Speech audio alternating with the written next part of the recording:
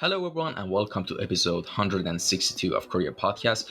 Our today's guest is Miss Hilary Purnamasari. She's an Indonesian concept artist and illustrator based in Petaling Jaya, Malaysia.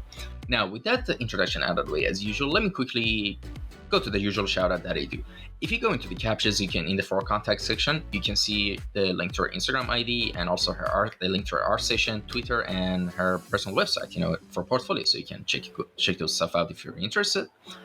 And with that being said, how are you doing today? I'm good, thank you. How are you? I'm fine. Like, is the weather right now getting really hot in Malaysia? Yeah, Like, how are you just coping with the weather, with the moisture? I Like, can't. honestly. I have to keep turning on my AC because I'm using laptop as well, and Oh, yeah. I have to turn on the AC for my machine's sake, Also Oh, for yeah, my yeah. personal sake. Oh, yeah, of course. Yeah. And How's the weather there in Turkey? it's horrible. Yeah, I mean Hmm. that's the best way I could describe. Like, no, not horrible. Honestly, it's just really warm, and once you're used to the, like breeze, like cold breeze of the spring weather that nices, and it's turning into the hellish summer. Actually, a couple Yeah. of days ago, Istanbul, the city I'm in, had the record-breaking highest temperature in 95 years. Oh wow. Yes, Global warming is exactly. real. Yes, I mean, I can kind of bear it because I have my AC on. And by the way, I'm sorry to anyone who's listening to the podcast and they can hear some sort of buzzing in the background. That's my AC. Like, I can't turn it off, or else I'm gonna just Drenched in your own sweat. suffer. Yes, suffer in agony, basically. And yeah, that's about it. It's Yeah, I kind of understand. I mean, insane. living in a hot and humid country my whole life, I definitely understand your struggle. Yeah. I wish we Yeah. get spring though and like other cooler temperature weather, but sadly no. Yeah. And all right, let's jump into the first, topic that I usually jump into with all the guests, which is kind of like I always get really interesting like answers from, which is give us a little introduction on how we got into the world of visual arts and design and art and everything. Like, basically, what was the moment that made you realize, oh, I want to become an artist for life? You know? Oh my god, okay, I remember this. I was in a hotel room and I was watching Lord of the Rings actually. I was like, oh my god, that's like so cool seeing all of the creatures, all of the costume designs. And I was like so young, I don't remember my age, but and then after back then was there internet? I don't remember. I got to be honest, I got to digital art kind of late-ish when all of my friends already got their tablet, their laptop. I guess I was not fortunate enough to get those, so I only got into digital painting when I was in college, and I was so worried that I couldn't catch up with my peers because they were so advanced. I was like, oh my god, they're all so good, and I was just starting out, but I loved it, so I grind. Anyway, yeah, Lord of the Ring. Then I dig into it, and I saw all of the sketches. Then I was like, okay, one day I want to be one of those people who produce all of this. Like it's back then because I was so young, so I guess my vision was just narrow, just like film and movies, right? There was not. I was not exposed to games as much back then, but I knew the creative industry. It's something that I really wanted to go forward with, and I was just into art since I was young. I like to draw on the walls actually, and my mom would scold me, and my dad was like, "Ah, it's okay, let her be. It's easily removed." And he tried to remove it, but it also removed the paint. And mom was like, "You see what you did?" Oh yeah, it's all of that. But thanks dad for letting me do all of that.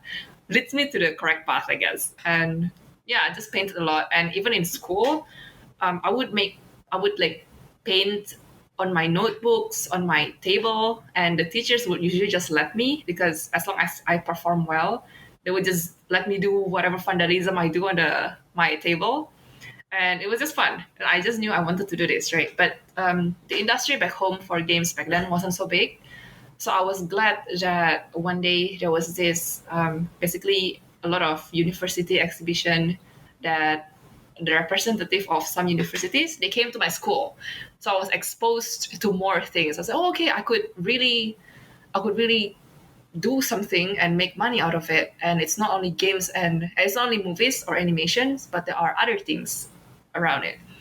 But so I was like, okay, I want to try, even though I was not familiar with it, and the people around me they didn't know much about it, right? Back home, when you tell people that you're an illustrator or a designer or an artist, they would think that you were doing logos, graphic designs, caricature, portraits, or you're gonna be those like fine art artists basically. They when you say that you're working in this industry, right? So when I told some of my friends, even last time my parents, they were not sure what I was gonna do, but my parents just had faith in me, I guess. Oh yeah, we let you do whatever. We trust you. So I did, and I was like, okay, this is for me, and I like it. So I guess that's how I got into it. Sorry if it's long-winded. Yeah. So since I was young, I knew I wanted to do something with art.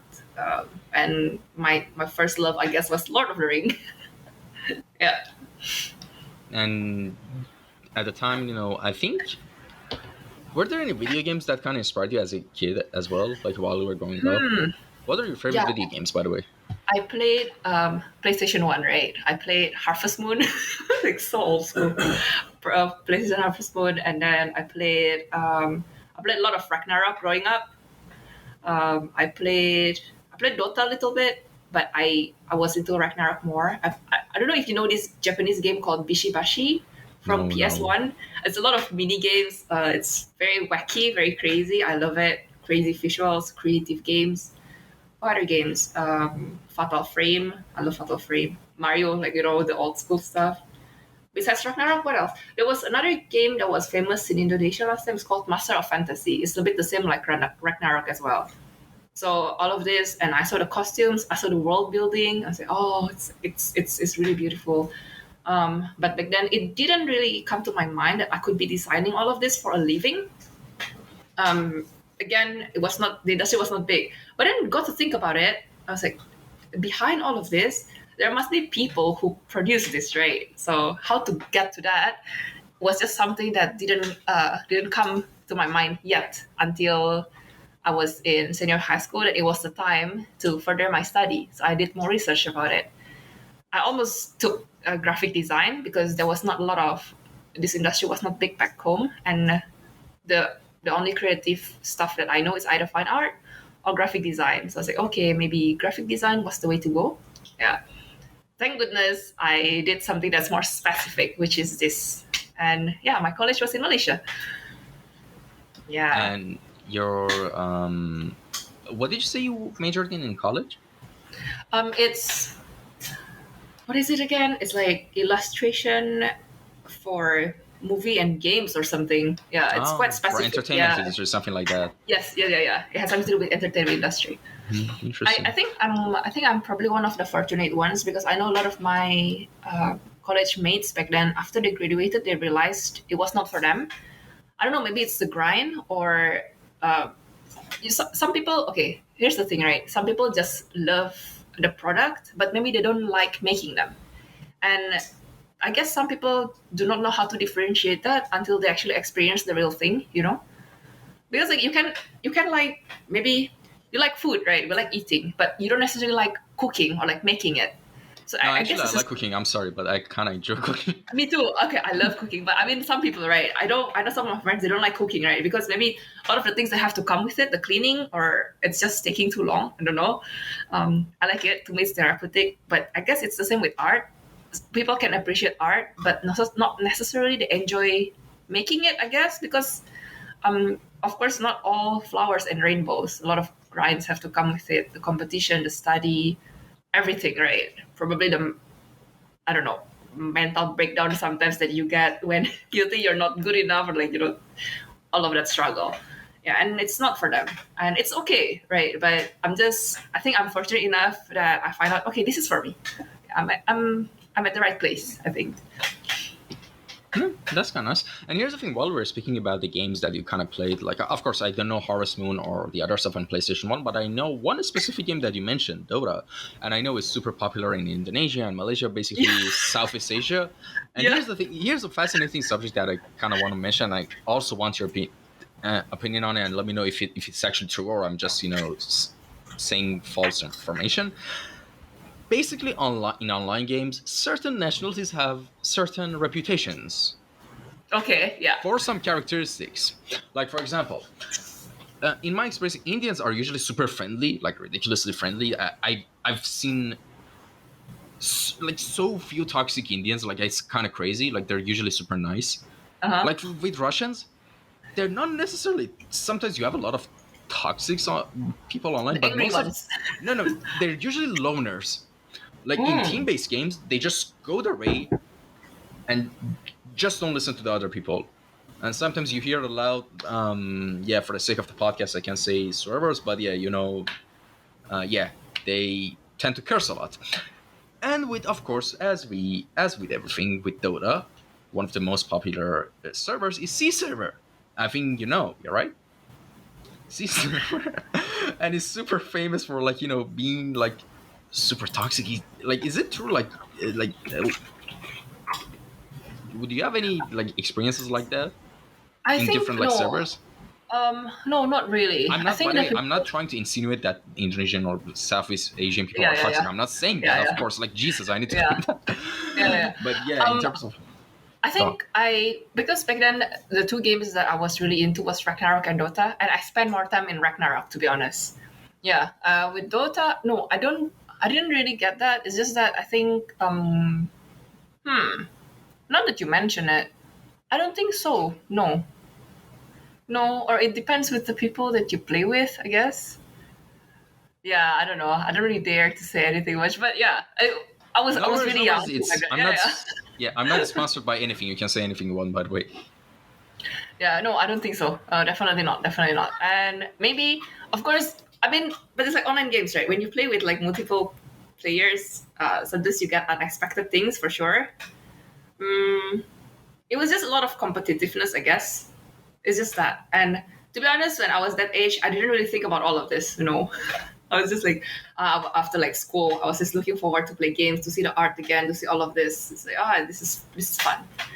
Damn, I don't know how I used to grind a lot for those games. And I'm thinking about it, I don't have the energy anymore. Yeah. Same. Yeah. Okay. What do you play a lot of games recently? What have you been doing for entertainment wise? Here's the thing. I'm gonna keep it short and sweet and say, in the past a year or so, I'm been sometimes you kind of feel that you have a sudden change of personality in some aspect, while you're growing up. And I've been having quite a lot of those. And here's the thing: I'm not the same teen that used to grind out games anymore. I can relate. I don't have the patience for that. Screw Elden Ring. I mean, I'm just gonna watch a YouTuber play it. That's over for me. Oh my god, yes. But here's the thing: some games are so fun that I'm glad to grind. And it's just fun, like Minecraft, like Terraria, Valheim. Yeah. Have you played Valheim? Yeah. Okay. With Valheim. Multiplayer with friends? Yes. How many people on? Oh, 4. Just 4 or 5 of us. Yes, let's go. I have 3 more people. Let's make a 7-person server. That's awesome. Hell yeah. Yeah, it's really fun. And dude, I think... okay, sorry, continue. Yeah, got too excited. We both got excited over. All right, listen. I also I had a really bad depression when it comes to enjoying things for a while, and one of the games that really helped was Slime Rancher. I love the Slime Rancher. I played it a couple of months ago. Please go play it. I'm not sponsored by the developers, but they've done such a beautiful job of making such a chill and fun and enjoyable. It's just like anti-depression in terms of video games. You consume it that way.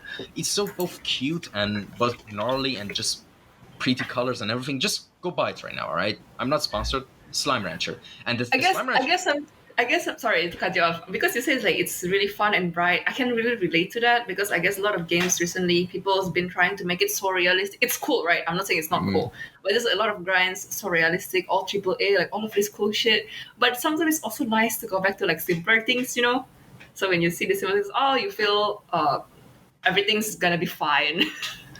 Yeah, exactly. And let me tell you one of the most recent games I've been playing a lot. Actually, I've kind of been addicted. Phasmophobia. Have you played that? Oh, okay. I'm not into horror games. I'm a chicken. Listen.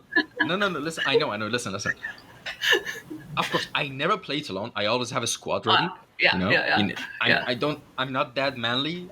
My testosterone is not that high to go into a house, in a haunted house alone. Just be real with you. And here's the thing: the first, I played it the first time last year with one of my friends. She told me that, hey, it's in Christmas sale, let's buy it and play. And I was like, oh, all right. And the first time we played, I was like, a ghost just haunted me. I was like, what happened? And I was like, this is boring, and I didn't want to play it. It was so many jump scares. Oh. And recently, 2 weeks ago, I like me and my squad of two friends that have been playing a lot lately, recently, everything together. Like we started with Valorant, then with Valheim, no, then Minecraft, then Valheim, then now Phasmophobia a lot. And we actually made a little server yesterday, and we brought up a bunch of people from EU and US into people who basically passed the vibe check for us into the same server, so we can play like multiplayer together all the time. And here's the thing. The first time we played together, they insisted on me, please download this game. We need to play. We were not going to play Valorant or Valheim anymore. I was like, all right, I don't like this, but all right. And the first time I got hunted, when you get hunted, the front door gets closed in your face. You can't escape. You need to hide somewhere. And the sound engineering in the game is insane because they need to make it like scary as much as possible when something gets thrown off or the door gets closed. I could hear the ghost footsteps behind me coming, and the door wouldn't just open. I don't like where this is going. Wait. I Alt F4'd. Simple as that. And here's the thing. I was so scared actually. I was like, this is just bullshit, cheap, like, knockoff, jump scare bullshit. I'm not gonna play this. But I was like, it's actually kind of interesting because you need to actually use your cerebral aspects of your brain to actually solve this riddle, like what type of ghost it is. Use different methods. Like it's actually super intellectual game, and it's quite fun when you actually learn it. And the rush of adrenaline every time you hear a hunting house, you're going to quickly turn off your flashlight and hide. No game has ever done that for me, but Phasmophobia. Like if you ever want, I can even join in the server with your friends. I can give you guys a tutorial if you want later. Damn, I don't know. My brother plays that, and he's been asking me to join him as well. I was like, oh. No, you should. You should. I'm just gonna be a burden to your team. I'm worried. No, listen. No, we're just trolling in the game. Like we literally troll the ghost. Like we're at that level. Like here's the thing. In Valheim, me and my friend, we built a nice village. And at the end of the game, when we defeated by the way, you finished the game, right? The fifth boss and everything. Oh my god, the fifth boss was a fucking pain. And then sorry. Yeah, and the thing is, we were kind of like, what should we do now? So we maxed out all our gears and everything, and we've discovered something quite fun that we couldn't get enough of. Is skiing. And you might say, wait, how do you ski? We basically made a camp in top of a mountain, and we built ramps, and we would make a Viking ship on top of it, a ramp, and we built like a wooden thing in front of it, and when you destroy the wooden ramp, you just quickly hold on to the ship, and boom, you get thrown off the mountain, and it's so fun. So once you're done, you just like keep exploring things, right? You're just like finding things out. No, we made a portal, and we go back to the mountain again. Oh, right, okay. And we also captured the troll. Oh my god, we once harpooned the troll. Before I forget, there's another game that I enjoy that's like similar to Valheim that I've been playing. If you enjoy this kind of thing, then you play DST, Don't Starve Together. No, that's the first time I'm hearing it. It's also a bit like Valheim, but in a style of what is the artist? Oh, Don't Starve Together, you mean? Yeah, Don't Starve Together. Oh yeah, I know that. Right. It's the same vibe, So also like that's fun. Yeah. Anyway, yeah. No, but Valheim is much better. Let's be honest. I mean, I like both, but I think I was crazier with Don't Starve Together back then. But I still like Valheim. Yeah, I feel like it's Don't Starve Together. Probably it's I grind more. I don't know why. I think because the art style I kind of like it. It's like simpler. Yeah, it's just more. It's kind of like a graphic novel. Yeah, like a book. Yeah. Yeah. And here's the thing with Valheim, like the amount of we have so many screenshots from Valheim. The amount of genuine gaming moments we had with this game is just amazing. Like the best, literally, for me, of course, when I'm in Turkey, it wasn't $20, but for people I think in US it's $20. It was everyone says it's the best $20 they spent. It's not pricey at all. I remember when I started it, my internet connection was so bad. So when we were building things, I was just useless, and I kept walking through the fire. I was keep burning things. Oh my god, guys! Because my internet connection was so bad. I was visiting my parents in Indonesia back then. And for some reason, my area, our internet connection was just so shit. So every time I played Valheim, I was just useless until I got back here. I was like, okay, I can be useful again. Yeah, exactly. Because, it's really hard. I remember, I was once, it's quite common for me to not sometimes sleep for 2 days. Like I sometimes, my brain goes Ah. because of my bipolars. For actually sometimes for my when my brain goes like super active, hyper, for a month sometimes or 2 to 3 weeks, I only sleep 2 to 3 days at once. Like basically, Oh and, shoot.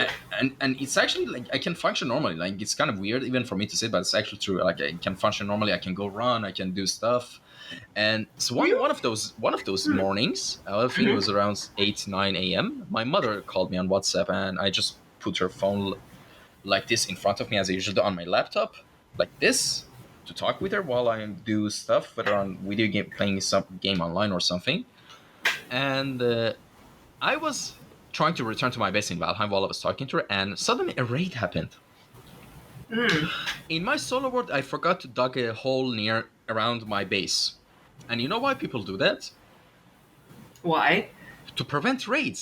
I mean, raids Oh, happen, but race. to Yeah, prevent yeah. for like protection. And here's what happened: I got a troll raid. They destroyed my Ah, house completely, my chest, shit. all my All of your just hard work. everything. Yes, Yeah, just exactly. pain. The pain. And I was screaming at my mom. What is wrong with you? And I was just flabbergasted. I was like, did this just happen? I actually left that character and world altogether and made a new one, like But completely. do you think sometimes some games just like completely took your life away? Like, what have I become? You know, you Oh just my god. you just spend so much time in it. Like Yeah. when I was playing Valheim and Valheim. Okay, so I have this group that I usually play together. We play Valheim, done stuff together, and one more co-op game recently, Stardew Valley. They recently launched a big update that you can co-op with your friends. I don't know if you're familiar with the game, by the way. His Which game? Stardew Valley. Stardew Valley? Yeah. It's Oh pixel. yeah, I know that. I know Very that. Yeah. simple. Yeah. He's one guy developing it for like I think 5 or 8 years. It's impressive. Anyway, yeah, we have this bunch of friends. I mean, like the game started to take our life over when we start to use the game terms in our real life. We started to like seeing things.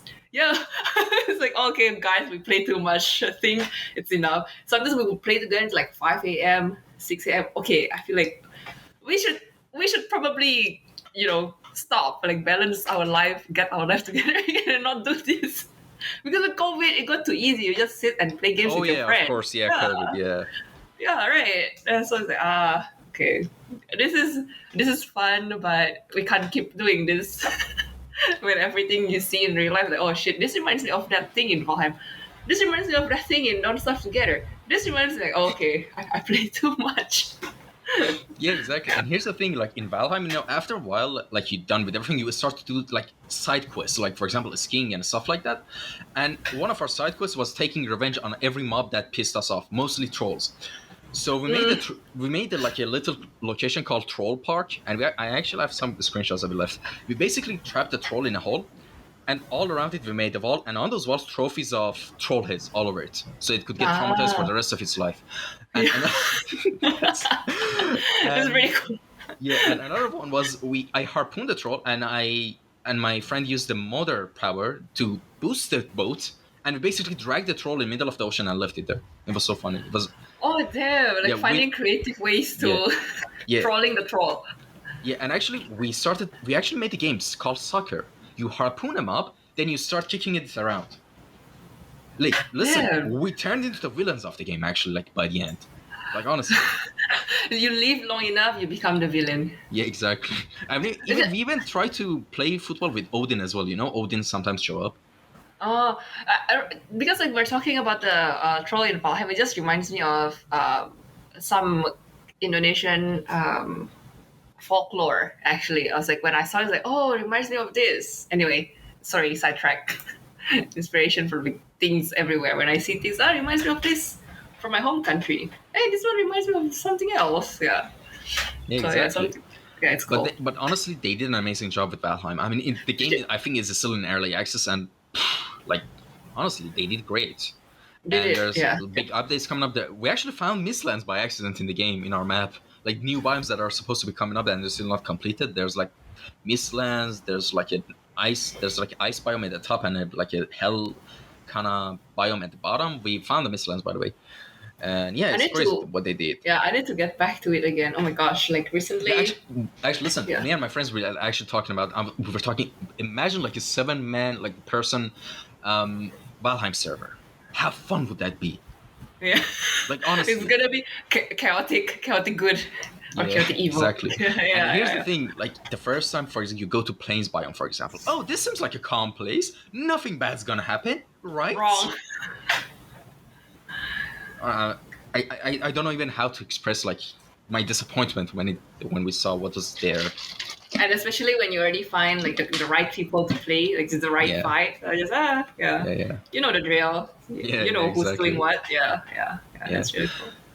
All right, so I hope anyone's listening or watching the podcast enjoyed our like 20 minutes rant about video games, and yeah, that's probably why you're here for listening to us. Yeah, so shout out to you, thank you.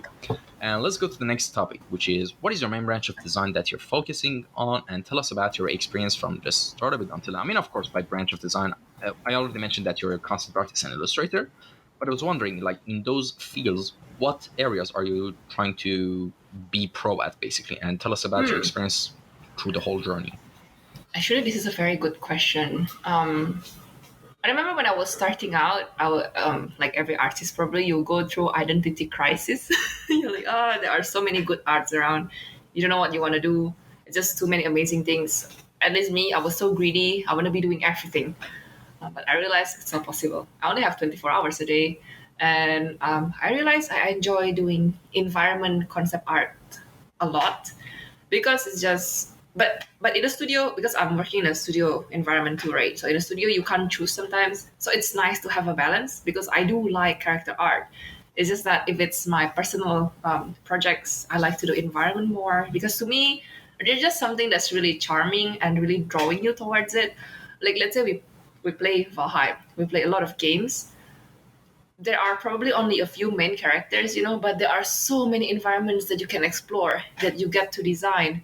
And it's actually the really big aspect in games. And I always think it's really nice to make players really like drawn into something, like the light and mood, the setting, all of the details of the environment. And I just really like that. I think there's a charm to it. And with character art, although this is just I guess someone told me before, realistically speaking, a lot of new artists usually they want to do characters, but not many artists they want to do environment.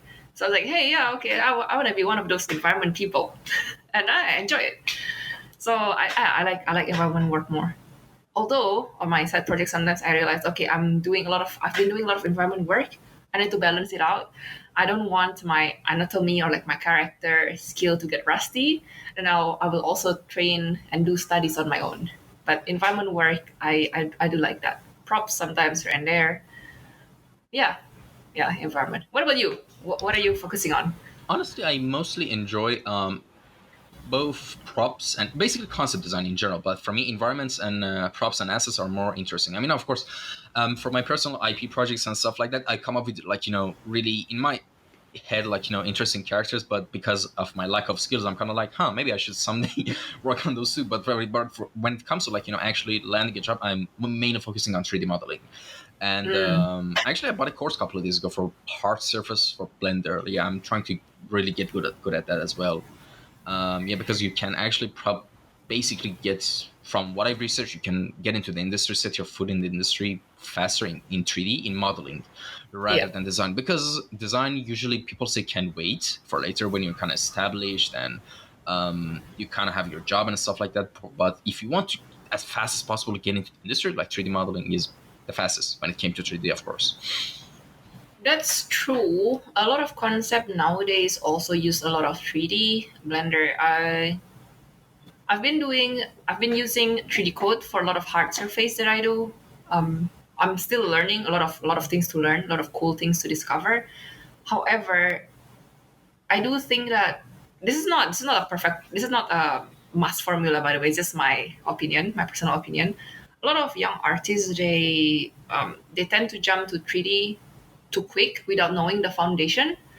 I don't know. I still think that foundation is really important to be able to construct things perspectively, manually, freehand, for example. Because just relying to 3D, if you do not have the foundation, you just slap everything 3D. it's again, this is just my opinion, everything will start to look the same. And it's to balance thing up between 3D and photo bashing. It's easy to offer detailed things, but it's actually not easy to calm those noises down. And when you do not have the good a foundation or good basic, you tend to overcrowd things. That's why some art is like, oh, it's nice, but something's lacking there. And why some art, those old masters is nice because they know how to play with the balance, which area should be noisier, which area should be calmer, what kind of things they really want to show. It's because they have the foundation, right? They know the basic. If you just do like 3D since the beginning, a lot of 3D, a lot of a lot of photo bashing, but you don't know the foundation, it's hard to marry them all together. It becomes something that's really cohesive and nice to enjoy. But that's just my opinion, right? Yeah. Yeah, and the interesting thing is that if you, for example, go back to 10 years ago, like, in the pipeline of a lot of concept artists, like, it's usually sketch, of course, first get the references, the ideas, the stories, then they start sketching, then it started, to base colors, then secondary colors, maybe some photo batch stuff, and just completed the rinse and repeat and get the final result in the end. All right. But now, Yeah. actually, 3D has been like heavily integrated in the workflows right now, and Yeah. it's It's actually, taking over. yeah, exactly. And I wouldn't say like necessarily taking over. By the way, I'm not a pro, by the way. What the thing I'm saying is my subjective opinion. For those who are listening, I'm not trying to look like someone who's like knows what they're talking about. Like, I'm just an observer like you. But personally, I don't think like it's necessarily taking over, but it's actually super like helpful, and because I know a lot of my friends who are concept artists and have started learning Blender, Yeah. and it immensely helped them in their workflow and getting to the ideas that they're trying to, Sure. because like in an instant you get lighting, any type of lighting you want, any color of lighting you want, on Sure. Yeah. it gets crazy when and you don't even have to be a pro at Blender. Like at maximum, at the 1 week of learning Blender, like with the basics, you can do a lot. I You know, agree. Yeah. Yeah. Yeah. it's crazy. Yeah, it's really cool the things that you can do with 3D. I'm not against that at all. Of course, I've been using 3D in my workflow, and I do support people like you guys. I mean, people in general, they should keep up with technology. Being in the industry, right? You have to keep up. Now with AI also like coming, a lot of cool things are gonna happening. But it's cool to see all of the 3D being generated into workflow. But I guess it's just yeah, it's just a um, I think a lot of people tend to jump to 3D without knowing the basic first. So a lot of photo bash stuff and the 3D stuff, they are starting to look probably the same-ish. Not saying it's a bad thing. Some can be really good. It's just that I guess the foundation stuff is missing sometimes. I don't know. Sometimes I see some good artwork, but you can really tell whether this person has a good foundation or not. Um, because again, like what you said, it's not difficult to get the blender running and to photo bash things and to churn something very quick, right? But then again, I like usually what I do, I like to still put things to Photoshop just to make it more like it's my own, adding brushstrokes, changing the light, changing the composition again with Photoshop because you Enhance have it basically. yeah. Or sometimes not even enhance it. Some areas are too noisy. You want to what's the opposite of enhance? Dehance? lessen the noise. Yeah, listen the noise. Yeah. Yeah, you want to lessen because when you render everything is like so probably crowded, so detailed. You want some areas to be calmer, right? Because you don't want the eyes to look over that direction. So you have all of these choices you make. So all of these choices it can be easily made. I feel if you have a good foundation. Again, it's about that. If not, it's so easy to offer detailed things because usually when people don't know what to do, I mean, at least what I've seen in some of my juniors, they just put a lot of details. Again, it's easy to put a lot of details, right? But it's not easy to calm some things down. I don't know if you see like those old masters paintings or drawings. I always like to go back to those. They're so nice to see. They have like all of this balance. Some areas are like so crowded. Some areas are like so toned down. There's something nice like yin and yang. It's not all everything so cramped, unless I guess that's your intention. But your art has to have purpose. Yeah, exactly. And here's the thing: couple of things I want to say about that is that yes, that's actually such a good quote that your art has to have a purpose. But here's the thing: the purpose usually in concept art and the industry is not necessarily to convey some sort of meaning or a feeling. It's usually about like Yeah. conveying the message to the next person on the pipeline to produce the Yeah. Yeah. idea of the Yeah. writers or Yeah. anything. Yeah. Yeah. So Yeah. there's that, and another thing I want to talk about is I think the element you're trying to refer to is actually impressionism, I think, in art, because sometimes you see someone who does a really super nice realistic portrait of a landscape, and you're like, oh, that's nice, but you see someone else doing it, but it's not as detailed and stuff like that. It's actually less detailed, but it has a nice balance in colors and lighting and Yeah. the Yeah. Yeah. rendering and everything, and it's Yeah. actually more enjoyable. So like you want to put the one that is less defined on the wall in your house rather than the realistic one. Like sometimes you see those people, like especially beginners, they see, for example, a super high realistic portrait with charcoal and like, oh my god, that's so impressive. But you see someone like who just does that with few strokes and it looks a bit messy, but It's nice. which yeah, Yeah. Yeah. exactly. Yeah. I That's the element of impressionism. yeah. I think it's immersion. It's also to actually to make things simple. It's not that simple. It comes with a lot of knowledge, years of knowledge, right? Because if you realize when you try to paint anything, simplifying things is not easy. That's why people always study simplifying shapes, simplifying a shadow. That's why people do studies like 2 tones, 3 tones study, because it's not easy. Things, when you see pictures, there are just so much information that it tends to get so crowded. Like then again, we go back to the purpose, right? Like of course, let's say I'm doing concept art for studio work, and if there are things that need to be detailed, of course it has to be detailed, because then, like what you said, it needs to be passed down to the 3D modeler, and they need to see details. That's correct, right? But some things, for example, we need to show like a mood or like this key art to a client, then how to balance things out, right? How to make it nice. Do I have to put a lot of details? Like, how is it? Well, I guess it's subjective too, depending. Again, this is like another topic, how to handle clients, probably, right? Because like clients have preferences depending on the projects as well, what kind of look that you want to achieve. But I guess personally, for like the personal art, I like if it's like from 3D. I guess even sometimes studio work, I still put it, a lot of the times I put it back to Photoshop again, and just to balance things out a little bit, at least just to sell the idea that things can be really nice and balanced, even though it's also super realistic. Yeah, Yeah. exactly. And oh my god, let me tell you something. There was this artist. I think I forgot his name, Noah Verrier or something. I think I don't think that's his name. Basically, on Twitter, he does basically this impressionist oil painting of different everyday foods like McDonald's chicken nuggets, peanut butter and jelly sandwiches. Like, I think I've seen it in my home Twitter for a while now. and I think I he's selling them noticed. as NFTs, which actually that's fine. I mean, Oh, he's okay, trying yeah, to okay, then I know what you're talking about. Yeah, I've seen it then. yeah. Because it was on trending, probably. That's why it's like, oh, I saw it. Yeah, and there's something appealing about those paintings that everyone loves them, and I think that you could only do that when you actually have not only you do know fundamentals, but you also understand what the human brain makes it tick, you know. Because for example, personally, the peanut it's kind of weird even to say it, but it's true. With the peanut butter and jelly, like painting, like makes me hungry. Actually, make me want to actually buy peanut butter and jelly There's and make another thing toast. that you forgot to mention, subject matters. Oh, yeah. Right? Yeah, subject matters. He chose like a nice subject matter too, and he delivers it really nice. And a lot of people can relate to that. So it's like, it tugs your heartstring, you know? Like which artist like makes McDonald's art or burger or chicken nugget art? Who? Not many. You could be the next. Would be cool. I'm not. I don't think I will be a good artist in that terms because I'm not really good at expressing that sort of like artistic expression, honestly. But yeah, I mean, it's not necessarily about who did it first. It's about like it's a combination of things. It's not just one thing, and you can't just boil it down to who he did it first, so he succeeded. No, it's not about the chronology of the artwork.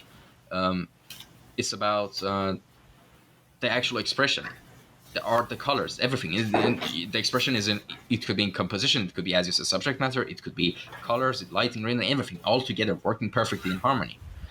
And oh my god, if I I'll probably check him out. I'll put the link of his works in the caption of this episode as well. for anyone who is like wondering, I'd definitely do that. And yeah, that was an interesting example I wanted to mention. And sorry about the clap. The people in the audio version are going to curse me now. You clap for the artist because he was just really good. Yeah. All right. So the next question on the subject is: how does your design process usually go anytime you want to start working on a project or a piece? Basically, how does a structure of your pipeline look? Interesting. It's very organic. I think I'm not the most organized artist. Of course, it starts with looking with a lot of references, and a sketching stage. What else? Actually, it depends also. If it's my personal project and I already have the vision that I know what I want to go for, the sketching stage can be quite simple because it's my own thing and I know what I'm going for. And it's just gonna be hard. Then I'll just open Blender, like set something up, or if it's not Blender, then I just like sketch something quick. I like photo bash things. That's it. But if it's like work stuff, again, references, a lot of thumbnails, a lot of sketches, iterations. Sometimes, depending on the project, I'll give black and white thumbnails and like color thumbnails. If it's like props or assets or locations, proposal, different camera angles, probably some stories behind it, some design behind it. Because designing meaning you're solving something, right? You're trying to solve a problem. So you're trying to propose this. Hey, what about this one? What about this one? And then I like to take inspiration from everyday's life too, most of the times. And when I look for references, I try not to see from other people's art because if it's other people's art, it's as if like they've already provided me the answer and it's already filtered down a lot. So usually if I like something from someone's art, I would try to look for their references. What kind of reference they use? What possibly I'm just like guesstimating a lot. Guesswork, like estimating, okay, what kind of reference they use roughly? Is it from this era? Is it from this design? Is it from this shape? Then I'll try to dig from there. And I'll use those instead of the final product itself. And I guess the final product usually I will use if the specific client wants a certain style, and then I'll just keep chipping away. Just keep working on it. Yeah. Either it's with Blender, with 3D code, then a lot of Photoshop, definitely. Yeah, that's it. Pretty simple, I guess. Straightforward. I hope. Awesome. And the next question is, by the way, while we're before you started answering, I also, for everyone who's listening, I found the website of the guy we were talking about. So I put it in the caption as well. I wrote the food artist mentioned in the episode and the link to his website, Noah Verrier. He also made an amazing grilled cheese sand painting, which is... I think that was the one that I saw, actually. Yeah, the grilled cheese one. That one kind of popped off, honestly, on Twitter. Yeah. And, I mean, honestly, who doesn't like grilled cheese? That's why. Yeah, it's delicious. It's relatively cheap and it's so easy to make. Yeah.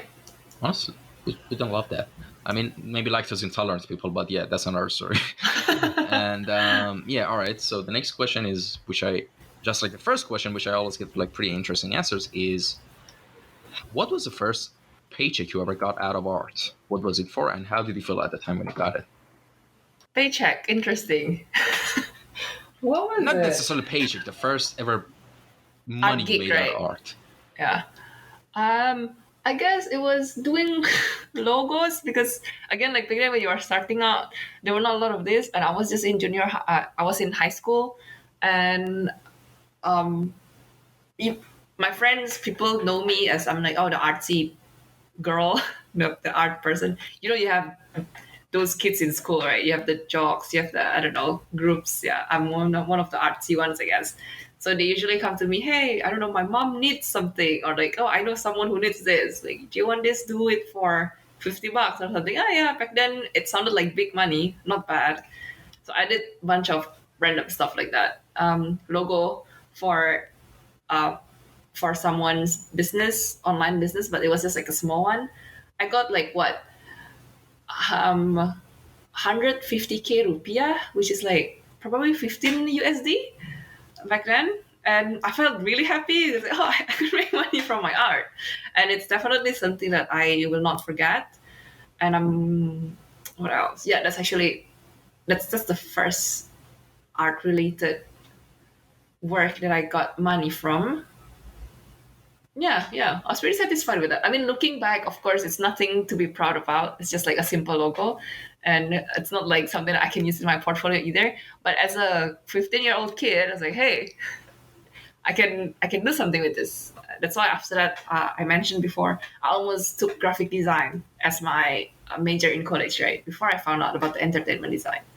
So yeah, I mean, because back then in school as well, I used to, my notebooks and stuff. I always I don't like plain notebooks. I don't like the school notebooks. So I always cover them with something else. I would just design my own thing. I would paint a blank paper and I would cover my books with those covers. And even my notebooks, I would use different color pens. I would like sketch something inside because I didn't want it to be boring. If it was boring, I wouldn't study it. And before I knew it, my notebooks often got passed around in school and got photocopied a lot because they wanted to see my notes. And I was like, okay, I'm glad it's useful, but it was just like nice to see that people enjoy the effort that I put for my notebook because it's not a plain boring mathematic books. I actually designed like things for the cover. I designed things inside my notebook. It was just for my own enjoyment, but it's nice to be able to put my art to something else and got people to enjoy that. And it got passed around without even me knowing. It was like it was nice, honestly. Yeah. Little things like that. Interesting. Yeah. Yeah, I had kind of a similar thing in high school, like which I would get paid to copy my notebooks in other people, like I would do other people's homework basically for money. Like that was a nice Yeah. side hustle, honestly. Yeah.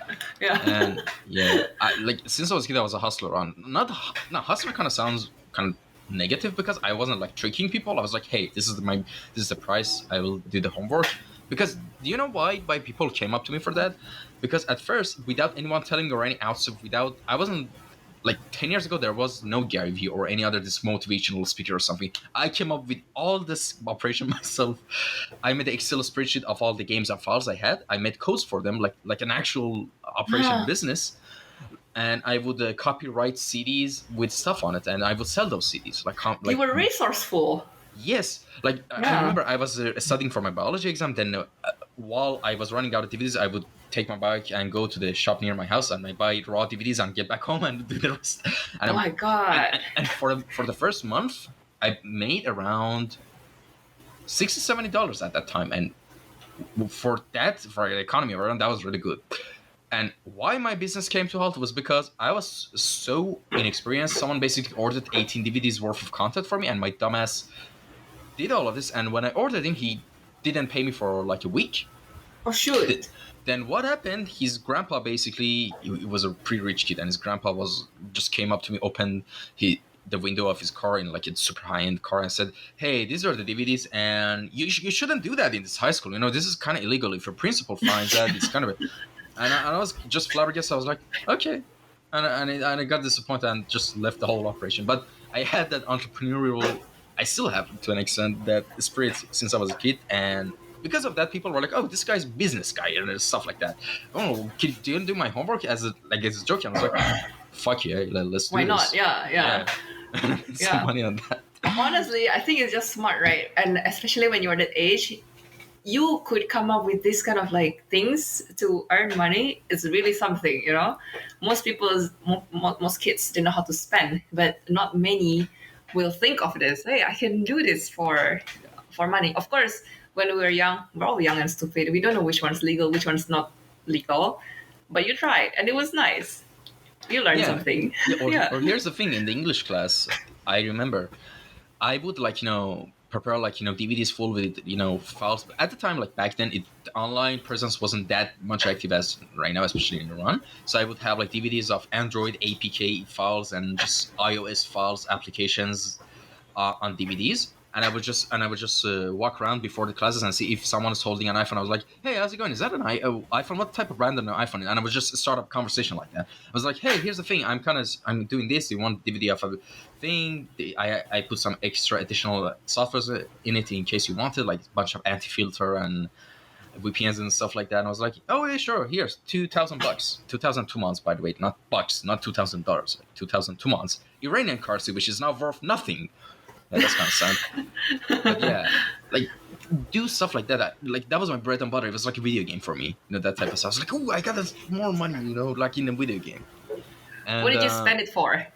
Oh, More video here's the games. thing. I mostly hoarded money, like or for example, a small allowance my dad would give me and my brother to pay for food in the break time in the school. I would hold them.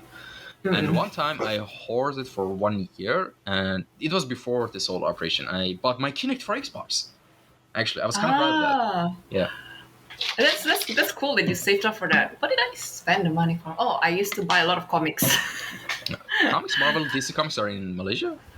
No, when I was younger, it was a lot of Japanese comics and novels. A lot of novels. Mangas, right? Mangas. Oh, nice, and nice. some graphic comics novels. Like I enjoy. I said comics, sorry, because in Indonesian we just bunch them all together. It becomes like comics, even though it's manga. It's just comics. Yeah, comic books, mangas, and a lot of novels. I read a lot, and at one point, because we're talking about entrepreneurial stuff, at one point, like, hey, I could rent this out. I have a lot of books back home. And my mom always complained, like, what are you going to do with this once you're not home anymore? Well, now it's a problem because I'm not there. All of my books are there. It's just going to collect dust. But anyway, yeah, I was like thinking, hey, I can just open a book rental or something. Probably people want to read and they don't want to buy it. But yeah, it never happened because I got lazy. I have to do all of the administrative stuff, all of the paperwork stuff. But yeah. So I spend the money that I made from all of those graphic design stuff to buy more novels or like mangas again. Interesting. And what are your favorite mangas, and what were your favorite mangas as well? Oh, what were? I had quite a few.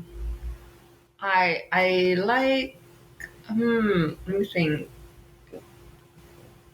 Full Metal Alchemist. I don't know. Are you familiar with that? Yeah, it's a classic. It's a really nice one. Full Metal Alchemist is my all-time favorite. Death Note. I like Black Butler. I like. Do you know the group called Clamp? Tsubasa Reservoir Chronicle. Oh yeah, I know them. Yeah. Cardcaptor Sakura. Yeah, it's the classic ones. What else? Now that you mention it, a lot of things actually. I read Naruto. I like Naruto. Oh, finally some shonen manga, because I was kind of surprised that I expected some shonen names. Yeah, Naruto, and I follow One Piece, but not anymore. Detective Conan, it's still going on, I think. Bleach is one of shonen as well, if you're familiar with that. Yeah. Yeah. Interesting. Did you read any? Fun fact, no, none. And I just watched the animes, yeah. And even with the mangas, I just watch those videos on YouTube where it explains the mangas, because I'm too lazy for that. Especially now, even with series. I don't watch series or movies anymore. I just watch YouTube I just search on YouTube. There's usually channels, There's definitely different channels that just recap the movie or manga itself. So you can just save it to your watch later and just watch a whole series in 10 minutes. That's awesome, no need to go through all of it. Like, I'm kind of lazy with that. I know it's kind of like psychotic to do that, but yeah, I kind of like that. So any specific YouTube videos that you like recently? All of those recap things then, I guess? Most of them, no, but here's the thing. I watch a lot of animes, actually. Not that much, but compared to some people I know. But like the favorite animes I watch is Death Note as well. I enjoy Death Note is actually, like, in sense of writing. Like, here's the thing. I'm trying to explain everything as much as spoiler free as possible in case anyone wants to watch them. Like, the first couple episodes, you're like, what is this goofy ass, like, fantasy, like, animes for kids? I don't like this. Stupid. But then. Oh my god, it's not stupid at all. Yeah, a lot of animes comes in, the whole detective dynamic, and you're like, holy shit, this is so cerebral. This is actually big brain 200 IQ stuff. Yeah. Yes, this is really fun. A lot of Piece animes as well. I really love a lot of One Piece animes as well. are like that. Yeah, I guess. Exactly. Yeah. And I guess Cowboy Bebop. Classic. Yeah. JoJo. Oh, thank you. JoJo as well. Yeah, JoJo. Baki the Grappler. Attack on Titan. Oh yes, Attack on Titan and Baki. Yeah, not pretty much. I haven't watched any anime as much, but in terms of mangas, I watched a recap video on Berserk, which was absolutely fascinating, like genre defying actually. I think with the interesting is sometimes like I don't watch. You watch the anime of Death Note, right? I don't. I didn't. I guess because some things are just nice when you read it. I like Hmm. the art. To me, Death Note. Oh, the art is like so good. Same like Fullmetal Alchemist. A lot of this manga. I like the crafts of it, and sometimes it doesn't. The anime is cool, definitely, but I prefer the ink fashion probably. There are just like a different things to it. Like oh, I sometimes I will stop on certain pages because I'm just fascinated or how and at how they draw things. Like okay, this is cool. Yeah, Yeah, this is there's actually like kind of related to the topic we were having before we started recording. By the way, like enjoying media. You mentioned yeah like Disco Elysium, Love Death Robot, and stuff like that. Like about Disco Elysium, here's the thing. Um, I actually installed it, and I love the art style, the music, and everything. Like I could yes just play it for just experiencing the art. yeah oh my god And yes here's the thing. Unfortunately, I wasn't really in mood to play games, because there was some things going on in my life. I wasn't really in mood to actually enjoy the medium as well. Even right now, I mean, unfortunately. And but even the first like hour or two I played, I loved every single attention to detail they made. The yeah character creation. I'm a sucker for these games when the whole character creation just has an effect on also all of your decisions has an effect on the future. yeah I just at loss for words how to explain how much I love this stuff. And yeah, it's an amazing experience in both art and video games. I'm one of the very rare few that both in terms of literature, writing, art, and music all hand in hand bind together. yeah Another yeah game I can mention that really did that amazingly well for me was Hades, which I think won oh a lot of yeah awards. yeah of And course super here's the giant thing, games and there's so many little things in the game. I'm sorry, let me drink some water. yeah got excited again over games Exactly. I love games. And there's like even if you played for like 180 hours, there's new dialogues and things you're gonna find.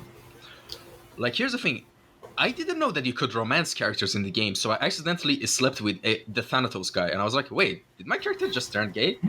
Yes, and yeah, that was kind of weird, but but do you awesome at the same time because what game does that? You But do know? you also like usually when we like playing these games? Of course, the level design, everything, the game design is like good. But like what we mentioned before, like Hades, Bastion, I guess, all of these games they're like also so beautiful that when you Mm. play, you just want to stop for a bit and just like appreciate it. Like, oh, this is Oh, I like love the so music good, of Hades. The music of right? Hades. Oh my And god. and sometimes all of these games they don't let you to do that because you just have to keep moving. A lot of like enemies attacking you and this and that, a lot of obstacles. But with Disco Elysium, you can somewhat take your time, to walk around, explore things, and appreciate the art. You can kind of like slow down a bit without worrying that, oh, I'm gonna die and something's gonna attack me. So like I appreciate this question for that because like, I need something that's like slightly more chill. Like what you said, right? You haven't been playing games a lot because I don't know, maybe like a lot of other things. To me, it's the same. Again, like we talked about Elden Ring before the podcast as well. How like the grind is too much for us now that we prefer to just watch it on the side. The same thing why I've been playing a lot of chill games like this Elysium because it's chill, yeah, and the art is really nice. Yeah, like especially for me, like it's really rare when a game accomplishes that, I think, and that's one of the main reasons that a lot of games can have that sense of longevity and that sort of fan base. Like a prime example of them is Minecraft, actually, and I think I mentioned it before. The amount of like the mods, the just the updates, even the developers themselves, official developers. By the way, on episode 10 of the podcast, believe it or not, I had one of the main concept artists of Minecraft on the podcast, Mariana Ah, it's cool. Salimena. Yeah, and Awesome. she Okay. actually is still, I think she's now the lead concept artist, which is kind of crazy. And yeah, her art is amazing. Shout out to Mariana. I'll And stalk here's the her thing. after this. All right. And here's the thing. Like, there's so many things you can do. Like, you can role play with your friends. But here's the thing. Games, the sort of people who play games, there are like different type of people who enjoy games. Like some people are just, I would call them boring people. The only level of game they would understand is like Call of Duty, Fortnite, Apex, oh boom boom, shoot shoot, dopamine rush, woo, that's fun. Yeah. But Yeah. they're not the type of people who would play Dungeons and Dragons or role play stuff like that. You know, have I fun. guess, yeah, I don't know, maybe the like D&D stuff, it's a bit too nerdy. Yeah, I don't that's know. like the Right. extreme, not extreme actually. Like that's like a super creative side of it, you know, Mm. like at the end of the spectrum. But in the middle, like for example, we would just make characters in Valheim and we just take on personalities and we would do random just shit. It was so fun. Like I actually, There's a definitely different take to people playing games, right? Yeah, when you said that, oh yeah, people only like this very adrenaline rushy game. I guess because they constantly want to chase that feeling. They don't probably understand the enjoyment of crafting a character and yes. following a narrative, Exactly. right? Yeah, or some people are just lazy to read. Probably like some games you need to read a lot for the narrative, and I love those games. yeah, right. But people's attention span these days are just like getting shorter and shorter. That's why they like all of these quick games, just Oh like my god, shooting you're so games. right. Yeah, yeah. Holy shit, you're so time right. to read? Who got time to read like, I don't know, blocks of text in video games anymore? You know? That's so Yeah. unfortunate, yeah. Yeah. And That's why those quick games are so attractive because they're so attention grabbing. yeah, that's actually such a bummer, honestly. And but still, like for example, from my generation, like why am I talking about my generation? Like I'm sounding like such. I'm just Old 25 by the way, grandpa. yeah.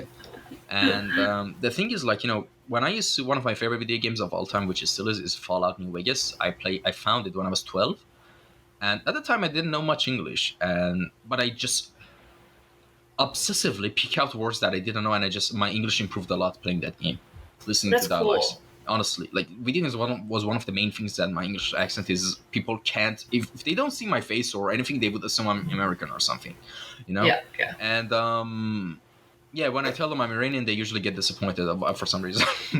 But But it's yeah. impressive that you pick it up for that. Hey, you see, people, video games are helpful. Yay! it improves your imagination and creativity. Like honestly, like jokes aside, like video games are great mediums for mental growth in terms of. And not all video games, of course. When people try to bash video games, they overgeneralize and just pick a Mortal Kombat 11 type of game where just gore and blood. I mean, I love those games by the way, but they just demonstrate the whole thing like that. But like for example, a game like Minecraft or not Minecraft. All right, let's say a Skyrim or things that are rich with literature. You know, I it's think like when people claim something it's like bad for them, I think it depends on how you use it. Things are just tools, and it depends on the user how you want to use it, how you want to utilize it. If you utilize it positively and you take positive things from it, everything can be positive, right? But of course, if you copy those Mortal Kombat and everything, if you copy the violent, of course it can never be good, right? But if you just see things like what you did, you learn English from video games, that's a good thing. You pick up these cool accents from that. That's a cool thing, right? You don't pick up the bad stuff, you pick up the good stuff. So it really depends on the person, I think. sometimes you pick up the bad stuff. Oh yeah, I mean like the Let's bad, be real, it's not all, like, the bad languages. Here's the thing: the correct thing is to consider both the possible bad and the good. But here's the thing: the people who want to bash video games just only highlight the bad. You know, like I mean, of course, if when video games like turn into an addiction for you and some sort of fulfillment just turns into a tool to fill the void inside you, I mean, yeah, that's a time to step back, sure. And it's kind of rich from me because I'm kind of still procrastinating, so it's kind of weird coming out of my mouth this words. But a lot of things can be addicting though. yeah, sure. It doesn't have to be right. Yeah. Yeah. People. Yeah, I mean, people bash video games that it's not good. It's like so addicting, but so is a lot of things in life. So are a lot of things in life. Like alcohol or Sugar. drugs, I guess. Yeah. Oh, Junk food. Sugar, salt. Yeah. Right. Yeah. Yeah. That's actually so little- true because for a while, when I used to wanted to cut weight for example, a competition or something, one of the best ways to distract myself from hunger was just going tunnel vision on a video game, like a game like Factorio. I could play Factorio for 18 hours straight and not notice time has passed. That's actually really interesting. When I mean, it reminds me, brings me back of my junior high school times, those Ragnarok days. I was just like home, and I was staying with my grandparents at the time. Usually I would even like skip meals just to play games. It's like damn. Yeah, just you mention it. Yeah, Things that people rush. do. Yeah, that Yeah, like yeah. when you were a kid, that rush you had when you quickly get up in the like in the night you couldn't sleep because you were excited to. Oh my god! Tomorrow I'm gonna play more video games. Yeah, yeah, Yeah, yeah, and yes, and, yes. and then you wake up and without washing your face or eating breakfast or anything, you quickly go to bathroom so you can just quickly run back to your And your sit parents behind the would just console. rage. You're like, what the hell? Yeah, exactly. Oh my god. Oh my god. Yeah, Yeah, yeah. Those, and those are fun. yeah, those are some memories that I think the people from our generation could fondly remember and tell their Yeah, grandkids or yeah. whatever, or their future generations. Holy shit, I'm starting to feel like an old man. Yeah, like, But right. but also the thing that you mentioned just now, like the junk foods, the sugar and the salt, like all of this stuff. I mean, like also it's sidetrack a bit. I mean, like a lot of artists, they do not know how to take care of themselves. Like our body is so important because like we need all of this to be able to produce good art. But a lot of people, they just like tend to work and they don't. Uh, we we're known to have bad postures and bad lifestyle, right? Now that you So mention it, I should check my yeah, posture. Yeah. yeah, me too. Like you know those memes, the artists like turn to prawns, like The you just keep shrimps. sitting like that. Yeah, streams like that, right? So I was like, oh yeah, it's actually very important. And I used to not care about all of this. It's like I was like young, I could take this. And like how long more can you take that? Yeah, when I was like 10 years old, I used to play a lot of World of Warcraft. And here's the sad part, because we didn't have any good internet, I just played solo in the world, like without anyone in the world. Also, you play And offline. yeah, basically. and Yeah. and after a while, my mom used to call me Gargoyle because I used to just had terrible posture when I was like 10.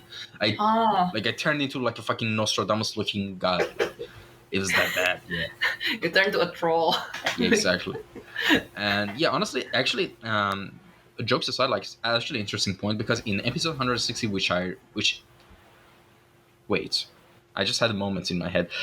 I was gonna say the episode that's going to be uploaded on Monday, but I realized the date I'm going to upload your video is probably 10 days after that, so there's no use. Yeah. It's a lot of calculation suddenly that you have to do in your brain now. My brain just had a brain fart. Like, oh, wait, like, you know that meme when there's like dial-up internet sounds coming out? Yeah, basically that. And then I can hear your brain shutting down. Dun-dun-dun-dun. Yeah, and basically, like, she mentioned a lot of things. The guest was Laura Gallagher, and she also mentioned how she also started to take care of herself. Like, it's super important. Like, because at the end of the day, she basically said it's actually in a really wholesome way that I want to live as much as I can and produce art as much as I can, because this is what I love and I want to do it as well, and I would love to. And she also made some videos on her YouTube channel about self-care and stuff like that. And she also said, I want you, my friends, the artists and stuff like that, to live longer. I want you to make more art, which is kind of like I had, I think, a deeper message as well. To like, it's kind of hard because everyone, like, all of us pick our own different type of poisons when it comes to like dealing with the stress and depression. It's so rare when you see someone who's figured everything out. It's so rare. I mean, good for them, awesome. But we all have our traumas from the past, or we experience traumas every day, or in different ways, stresses and all that. And without us noticing, even if we try to like not acknowledge it, maybe go play video games or go drink alcohol to shut off your brain and stuff like that, they exist in your subconscious. And as long as you don't notice it, they are still with you. It's in your baggage. It's like your demons, right? Yeah, kind of like that. And I mean, I'm still a sucker at how to deal with them, but I just don't care and just do the same thing as everyone. And I know it's unhealthy, actually. And what's your poison? What do you do? Video games and honestly, junk food. Yeah. Junk food is always the case. I mean, here's the thing. Sometimes like it's super binary for me, because one day I like for 2-3 days I'm super healthy because I distract my poison is in video games, but when I don't play video games or consume any media and just work on tutorials and stuff like that, I start to go sometimes a bit kind of mentally exhausted, so I need some sort of like release or rent. And here's the thing: at the end of the day, I think the best advice I would give anyone is to pick a sport that you like, and just learn to put your mind on autopilot and just do it. I agree. After listen, for once in your life, do this. Like after even 1 month or 1 month and 2 weeks, you start to see progress, and that's all you need. Just little bit of momentum. That becomes automatic after that point, because when you get momentum, you get motivated to do it more. You get better at it. Then you go, all right, I'm good at it. I'm going to buy new shoes. I'm going to buy new equipment. You basically, like in video game, when you level up, you buy different shit. Just for Yeah. customize your character. Yeah. And yeah, for me, my main sport used to be like wrestling and just submission grappling, jiu-jitsu and stuff like that, martial arts. But now it's more running for a while. Okay. And Yeah. and, I've and been yeah. trying running I've been trying again. to really get into yoga as well, but I don't have the discipline. I know it's kind of sad, but Yeah. Yeah. MMA is good, I think. and you know what? What's the main thing? Like, all right, I'm going to change the subject after this, but what's the main thing that kind of pisses me off? That this notion that people think, and it gets so ingrained in you subconsciously that people don't notice that you're supposed to be your identity is supposed to be consist of one thing. You're artist. You're just going to be good at artists and not be like it's some. You can't be an athlete, or you're an athlete. You can't be good at, or you're a musician. You're just a music guy. What are you talking about? You want to learn something new? Pff, cringe. No, it's not like that. This is actually, yeah. We're gonna dive into that. It's gonna be like long. I don't know if you want it, but recently I've had a discussion with a really good friend of mine because I'm not perfect in balancing those things as well. It's also really hard. Like what you do, I think I'm also trying to at least maintain a little bit sport here and there. Sometimes I do Muay Thai, and I lift, I jog. I enjoy camping, hiking, on these outdoors activities because I think they're just important. It's so easy to just get bogged down in front of your screen all day, all the time, without doing much. And I don't know, at one point, it'll just exacerbate the health problem that you already have, probably. So I was just talking to a friend, and he's in his 40s now, and he realized that he hasn't been doing all physical activities because he's just been putting all of his time to art, basically. And he didn't realize that he missed all of these aspects so much until sometimes I drag him out for like activities. And it's kind of nice to see that he wants to put more effort in that. Then I realized also, then maybe a lot of people, it's not a bad thing to put effort to your craft, but you also have to take care about like a lot of other aspects in life. Like what you said, probably if some people have mental problem or like breakdown or burnout or something, the only solution is definitely to go out more or just to do something else. Take a break from your art. It doesn't have to be art all the time consuming your life, but you take a break from it, and when you get back to it, you fall in love with it all over again. It sounds cheesy, but like it works, or at least for me. Yeah, exactly. Yeah. And you said Muay Thai, and actually, yeah, I also trained Muay Thai for like 6 months because I was Cool. initially wanted to have my first MMA fight like before COVID hit, but then I even signed up for some like competitions, but then COVID hit. Like I remember March 29th, it was the date of it. But yeah, unfortunately, happened. And actually, my trainer was Crudon, and it was a Thai guy, like those old Thai guys that hardcore like trainers. Yeah, season. And he was like an actual trainer of Boakau. You know Boakau? Boakau, What is it Superban again, sorry? Banchamek, Boakau and Superban Banchamek, these two, do you know them? Oh yeah, okay, yes, they're the famous ones. Yeah, he's the main trainer of them, and he once like a video called Superman, and Superman actually came to our gym once in Turkey. Oh, And that's really cool. yeah, I'm not that serious, but that's actually really awesome. Yeah. And you surprised me because I was like, when you said Muay Thai, it was like this because it's hard, it's brutal. I Like, love it. like- I love it. I've been doing it for 3 years now. So when I did you it, have like when I way more, like you can break my shins actually. yeah, but here's the thing, right? legit. When I like it a lot. So my coach, they were actually like, "Do you want to get serious in it? Like, we'll train you for competition and stuff." Yes. I was really tempted, to be honest, but then I have a lot of other things.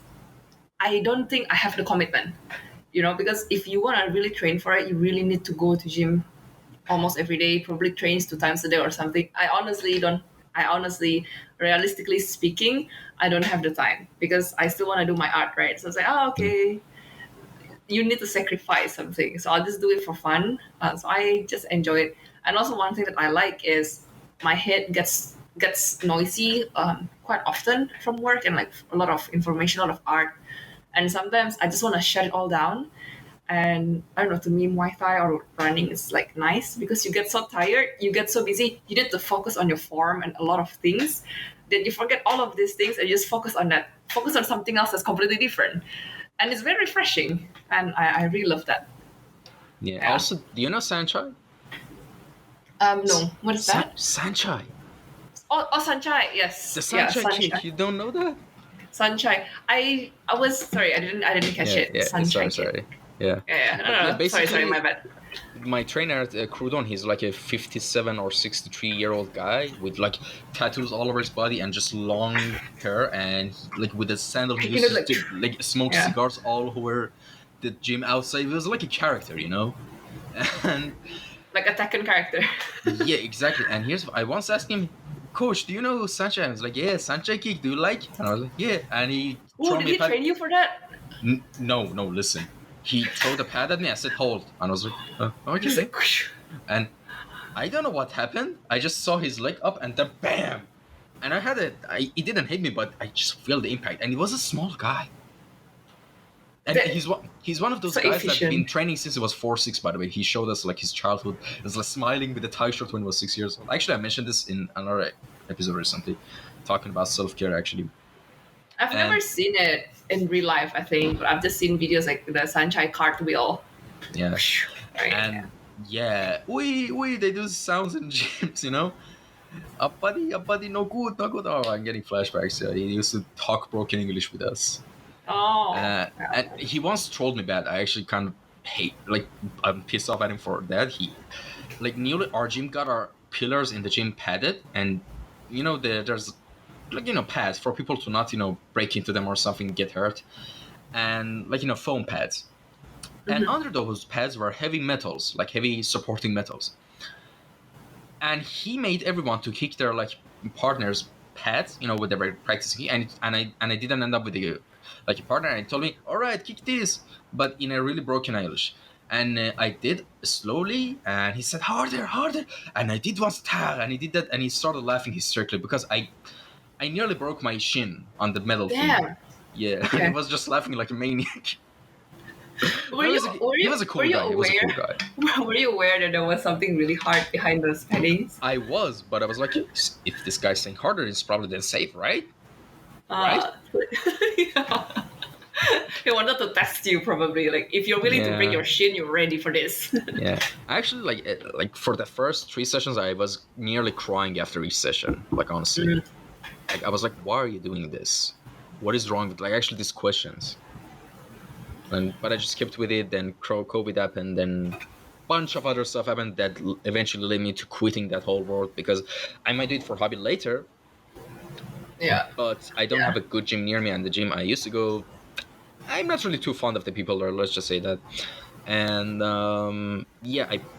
because there's a risk of CT, and I used to get injured a lot at the last months I was there, and people weren't so attentive or supportive, especially the coaches. And yeah, that's about it. I nearly broke my neck once, tore my knee once, meniscus once, nearly, which the operation is actually super like expensive.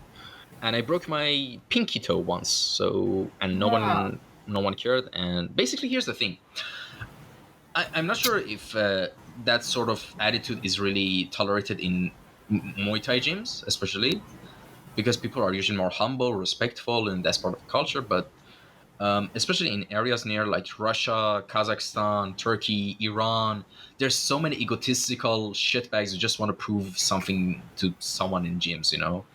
So they purposefully try to hurt you competitively, and they act like, sorry, bro, I didn't do that. I'm like, shut the fuck up. You know what you did.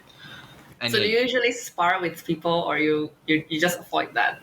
No, I always spar. And yeah, a lot of you sometimes just, and here's dealing with egotistical people at gym gets so tiring that you're like, I don't need this in my life. This doesn't contribute anything. And it's not that you can't like physically beat them. It's the legal ramifications that come after it. That's what I'm more worried of. That's why I avoid the gyms. And yeah, there's that story. But yeah, in conclusion, the easiest thing you can start is running. Yeah. Download, and here's the thing: download the Strava app because it gives you stats of like every, like, oh, this is your record for 5K run, this is your record for 1 mile run. It's like a video game. You turn it to like a video game, and Yeah. yeah, honestly, Gamify it's it. great. Yeah, it's great. And eventually do progressive overload and improve, challenge yourself, and reap the rewards. Good luck.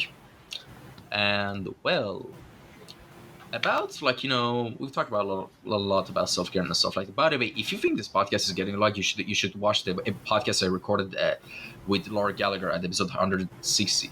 That was 2 hours and 40 minutes. you know Oh, yeah, but actually, interesting. honestly, Probably a lot of juicy stuff there. yeah, here's the thing. But honestly, it's one of my favorite episodes, by the way, because it's packed with both information, but it's not so dry and educational like like this podcast. We're just shooting the shit. We're just talking about things that's relatable to the people who are also listening. Yeah. People from our generation. And let's talk about something actually interesting that we also mentioned before we start. Taking inspiration from everywhere. Like a lot of times, those jokes when they say your best thoughts come when you're in shower or bathroom. Like, Toilet thoughts. yeah, exactly. Because here's the thing: your brain usually is not really kind of clear. Your head is kind of clear. You're not thinking about much. So sometimes inspiration hits. And that being said, I think one of the best ways to get inspiration from just inspiration in general, not just about inspirations from everywhere, is like you see this mentality, especially these days, that you shouldn't skip your day. You should like screw rest days. You should always draw every day. You should go hardcore. That's good, yes, but sometimes you need to take a step back and just leave it behind for like a week or a couple of days and get back to the same piece you were doing, because creative block is a real thing. We all suffer from it, and we Yeah. don't know what to do with it. Yeah. And Yeah. so For I sure. think it's kind of counter intuitive. By not doing something, you actually come back and do it better because you come with it with a fresh mind. Yeah, exactly. And I was talking about this also with a friend of mine. We were just discussing and talking about art. I think our brain is not meant to be working all the time like that. So we I've- don't really quote me on this, but I remember here. I remember someone told this to me that we actually get all of the creative stuff. The creative things actually happen when we are relaxed. That's why what you mentioned, we always get these creative thoughts when we're in the bathroom showering because we're relaxed, and this is where all of the creative things happen. And when we get to stress or we get to bogged down to like with other things, it will not happen, right? The creative block will just be there. So we just like lose a little bit, do something else. It'll probably just happen. It's easier to say than done, obviously, but do try, I guess. I mean, I struggle with that too sometimes because you just want to fix and solve things, right? And sometimes you just make it worse because you just keep thinking about it when you're not solving anything. But it's so hard to walk away, don't you think? Yeah, exactly. Because here's the thing: you kind of feel guilty by not doing it or being behind the, like your computer or laptop, or by like, even if it is like watching a new tutorial or do something, and you just like put this overload of work and everything on your shoulder, like trying to be productive, Yeah, and yeah. that's actually toxic productivity. I'm gonna call any fucking influencer that says you should try to like just go hardcore and or like whatever they say. I'm actually, I don't think. And here's the thing: of course, I'm not a pro artist. I haven't been signed by Netflix or anything. I'm a nobody. Let's be real. And here's the thing: but in my experience, that kind of works. That sort of like sometimes taking a break, and not just because I haven't experienced that just in art, in different disciplines as well. Like sometimes taking a break and get it back to it. Like when I was seriously like practicing jiu-jitsu for when Corona hit, I couldn't train for 4 or 5 months, and our gym opened up illegally, by the way. And when we opened up Whoa. illegally, yes, I was way sharper than before. Like I would execute like submissions on the fly. My brain was so much clearer. I was Because I was away from it so much. And it's crazy, as crazy as that sounds. Like, listen, and that only happens with things that you're actually genuinely invested in. Because when you're invested in something, you're constantly thinking about it. You're trying to think about different scenarios of that same thing in your head. Like maybe you're, I don't know, tired from, like, for example, doing 3D work, and you go walk outside with your friends, and on your way back home or on the park, like a subtle lighting of a lamppost could suddenly give you an idea. then you It'll start just come imagining back to you things. essentially, Yeah, right? yeah. Yeah. So the advice in general is from my point of view is to take a break from it, and during that break, not you shouldn't be just lazing around. No, no, no, no, no. Just start going out and take some oxygen. Go to nature as much as possible. Yeah. I genuinely think like something chemical happens in your brain when you're actually in nature. Yes. That's kind of crazy, but Yeah, it's true. yeah. So that's Without also your go-to when you have the creative block. You walk out, Mhm. get some nature walk. Yeah, That's actually really good. and don't even think about, oh my god, now when the creative block is gonna go. I'm in nature now. What's gonna happen? Just shh, slow down, slow down. Just Shh. just enjoy the scenery. And It's even hard, if yeah, but yeah, I have to admit, but sometimes it's hard to do because you just I want to finish this, I want to finish this, but like, what if I cannot? Then you have all of these like noises, like voices, and you have to like fight back. Okay, you know what? I just have to leave all of this behind. Like, get the hell out, go walk, and come back to this later on. But like, yeah, the first step is always difficult to just realize all of this and actually take a step back and come back to it later. exactly, and even like when I wanted to even quit the gym, which was toxic for me at the time, like it wasn't physically helping me, it wasn't mentally helping me anymore. The people just evolved into toxic, just douchebags. And I was like, and I didn't leave it for months. Do you know why? Because in my head I was like, you're just being lazy. Ah, You're just being lazy, or you're just being lazy. For a second you thought I was gonna say bitch, but actually I was gonna say to myself, I was gonna call myself a lazy bitch, but yeah, I tried to censor that for some reason, but I repeated it. Yeah, kind of funny. you were too hard on yourself, right? Yeah, and here's the thing. Yeah, I was super hard on myself, and sometimes that kind of course, having discipline is good, but you also need to you also need to be able to see when it's kind of stupid and pointless to have it. Like, yeah, sure, I was calling myself lazy because I was like, you're just being physically lazy, you shouldn't do that. But I, I shouldn't have done that because I was trying to focus on my art, improving at my art, and I was just physically and mentally exhausting myself. I was also going to classes as well, like before gym, and I wouldn't eat all day. I would just drink a glass of coffee before classes, 5 hours of classes, then go to gym, and the classes at gym start 2 hours after I get there. So I would get home at like 10, 11 p.m., having to wash my clothes, prepare dinner, wash. It was the best thing to do. I had to leave, but I wouldn't because that was voice in my head. I was like, "You're being lazy." No, But you're not lazy, right? Actually, because you're doing all of this too. It's not like you're just doing nothing on the couch, being a couch potato or something, you know. And I think it's good.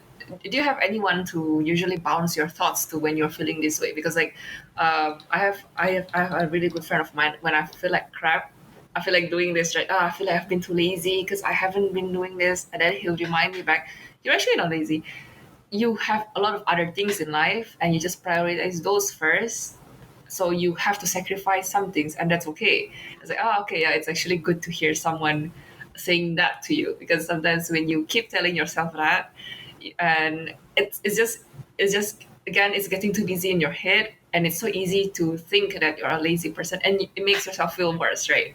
So I think it's healthy to have someone just to keep reminding you. I don't know, at least I don't have the mental yeah, capacity exactly. to, Yeah, yeah, I don't have the mental capacity to keep the healthy thoughts sometimes. So it's nice to have someone to bounce it with.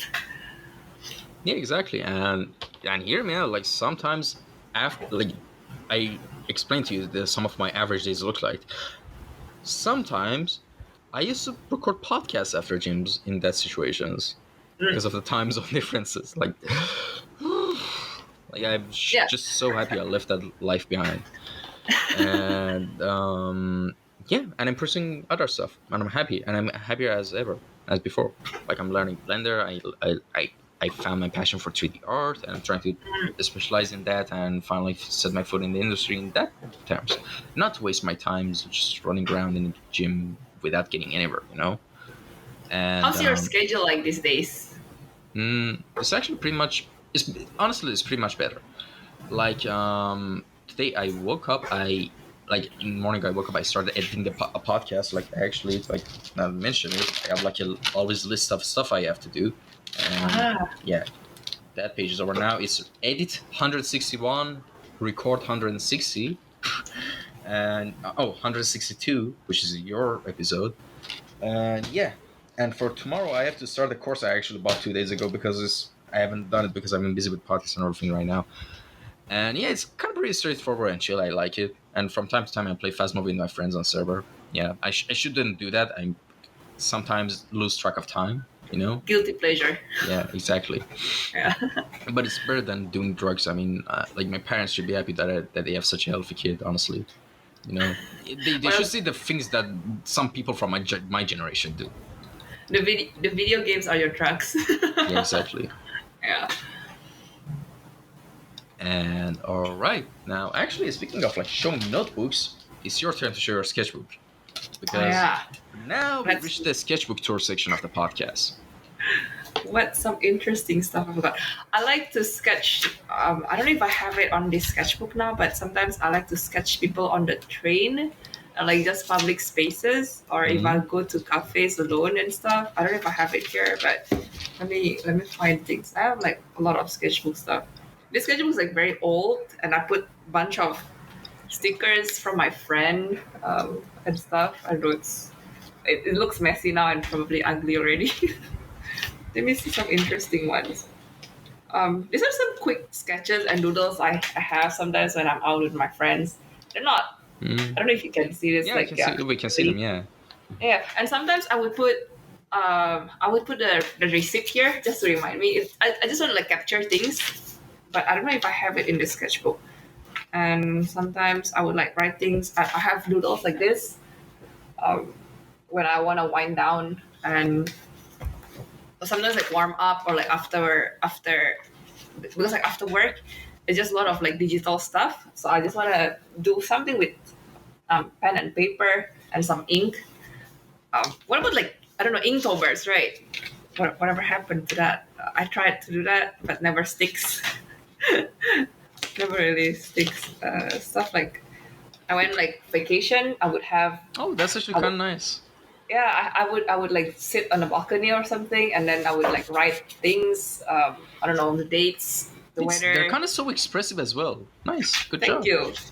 Yeah, I like capturing this stuff, like what we discussed before, like life stuff, right? And some of the sketches, sometimes they're not too nice, but it's just there. So I went to this workshop, and I don't know, I got their name cards, their stems, so just recording things in my life, you know. So it's like mini diary at the same time, like That's actually studies. super cool. Yeah. Yeah, thank you. Bunch of things. Yeah, like sometimes I don't know, random anatomy studies. Mixed bags of things, you know. What other interesting stuff I've got here? Let me see. Like some like this stuff. I remember sketching this in the office. I was like, I think during a party night, and everyone was like drinking, and I was just sitting there having a sip or two and just like sketching things quietly on my own. So that's where sketchbook comes in handy. This was when I went picnic with my friends and just like sketching them. Sit there, sketch things. By the way, for audio listeners, go to in the video version of the YouTube. Go to March 1 hour and 30 minutes.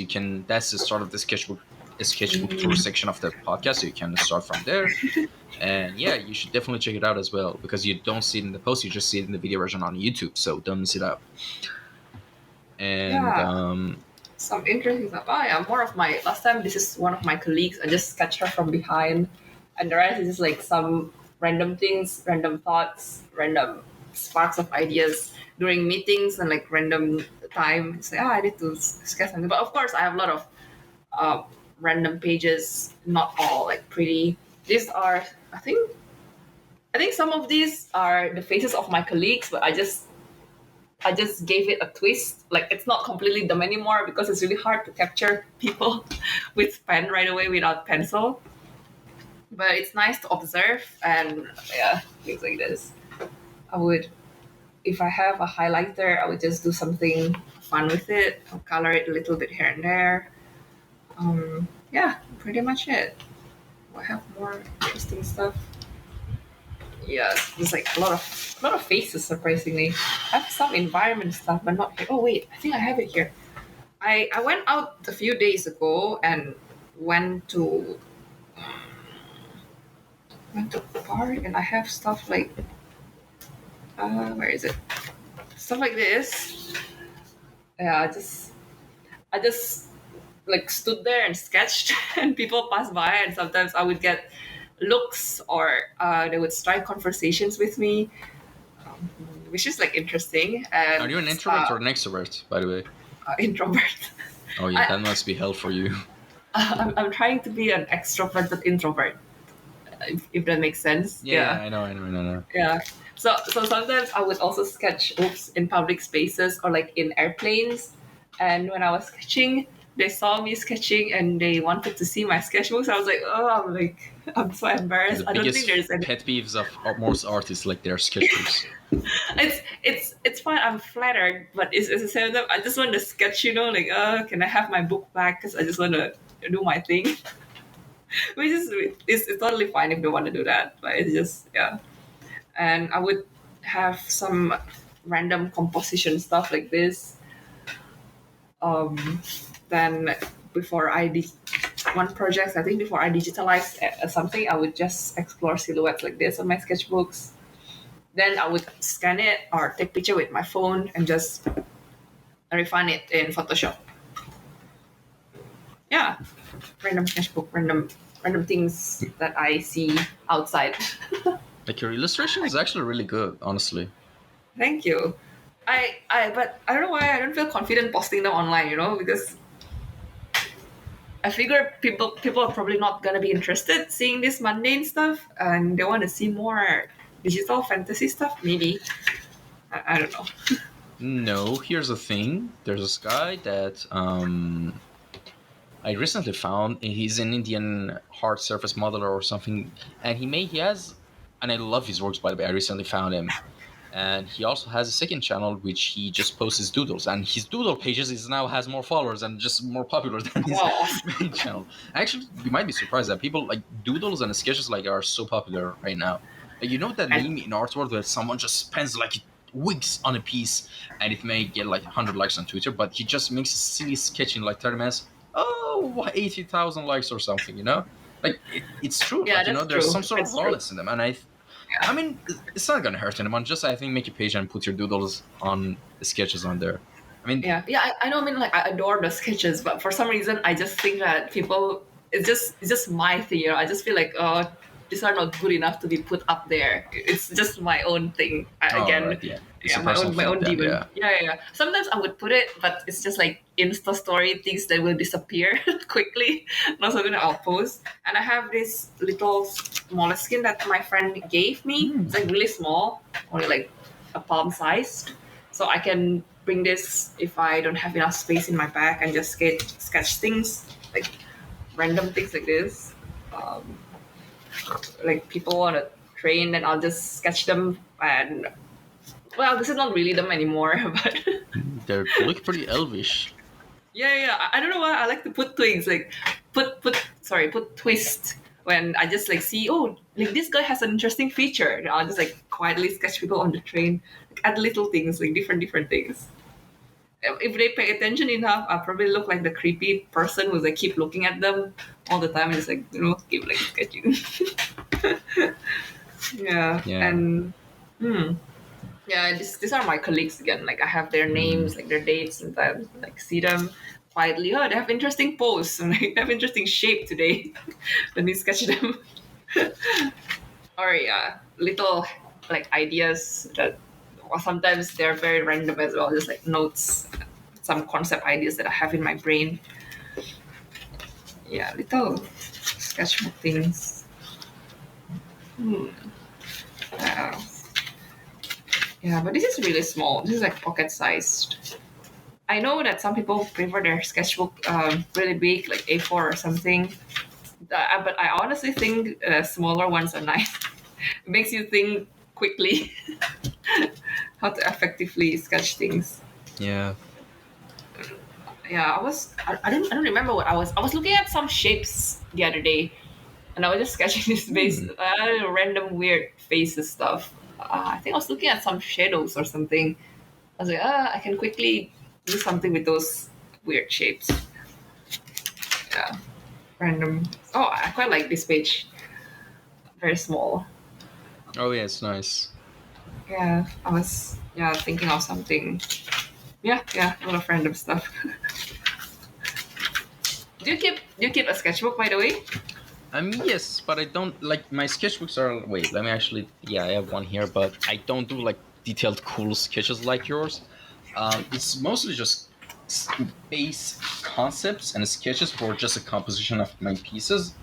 Well, let me see if I have any like here. They're not that super detailed or good, but for the stuff Oh, sometimes I have. it gets the job done, right? Yeah, exactly. Like sometimes, like when I want to like get a little bit more detail, like sometimes like it gets like this. Like it's just a base Ah, thing, gets the job done. yeah, yeah. Um, yeah, That's pretty much useful it. because actually, the thing is, when you start a project, sometimes it's difficult because it's a blank canvas. But if you already do Yeah, the legwork like that, it's actually easier to yeah, move to digital stuff because you already figured out the difficult stuff, the designing stage, like what you did with your sketchbook. yeah. And here's the thing. Not just with the sketchbook, I think having a journal is also super important. Like just to write your ideas. It's not about visual, like putting of ideas. It's also like mental as well. I think in some senses, because you're not gonna have your sketchbook all the time with you. Yeah, yeah. And that's super important. And well, let's go to an interesting question, which is actually kind of polarizing question, which is kind of hard for some artists. And don't worry, it's nothing personal. I know you're already nervous. I can sense it from miles away.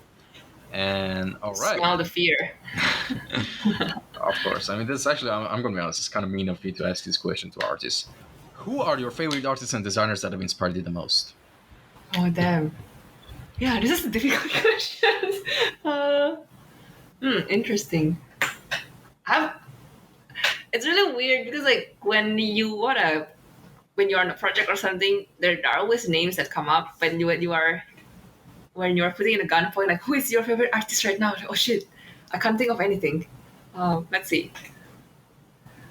A lot of aspects, right? Is it like painting wise, concept wise? In Yeah, general. in general, it's really hard. Let me think. Now that I think of it, I can't answer the question right now. Oh, good luck. Uh, Too good I don't have to answer it. It's you. Oh, wait. Okay. I always like Craig Mullins. Oh, yeah. The Yeah, yeah, Godfather. yeah. Yeah, Craig Mullins. I like Craig Mullins. Jamie Jones. Um, and the old masters, I like Passini, Alberto Passini. If you've heard of him, he does a lot of Oriental pieces. It's Mm-hmm. like it's really beautiful. Michael Dudash, a classic illustrator. What else? For concept stuff, I like Thomas Coles, Kekai Kotaki, a lot of people, right? Ronja. It's too many, but Craig Mullins, I guess. I always go back to Craig Mullins. Who is your favorite artist? Oh. Oh, shit. It's hard, right? Wait, all right, wait. Hold on. Take that, Ramtin. Like in We can general, categorize right? it. We can categorize it. Oh, Right. actually, I have a favorite 3D artist as well, Rafael Who? Grassetti. Oh, yeah, I know. The guy. Yeah, right. Yeah, Yeah, it's he's like really so good. good. Yeah. Well, here's the thing. In terms of like, you know, fuck, I can't answer. It's difficult. There are too Wait, many good because there's people so out many. there. Yeah. Yeah. All right, wait. I'm actually gonna try hard and try to answer it. Well, you see, in the dawn of human, like I'm just trying to say random flavor words to, like in the schools when the Fillers. teacher asks you something and you try to say anything We're but just trying to drag the time. yeah, exactly. To look pretty. All right.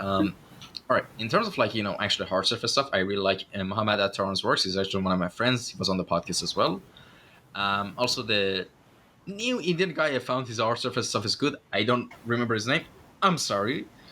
And well, oh, Mariana Salimena's illustrations are really good as well. Like, here's the thing. If you want to know that's actually a really smart answer for anyone who wants to later come on the podcast. If I ask them, they would just could refer to the Pinterest mood board. Easy.